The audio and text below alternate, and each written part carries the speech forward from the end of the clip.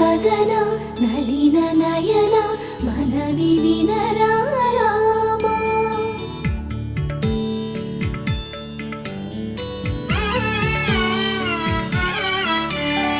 రామ చక్కని సీతకి అరచేత గోరింట, ఇంత చక్కని చుక్కకి ఇంకెవరు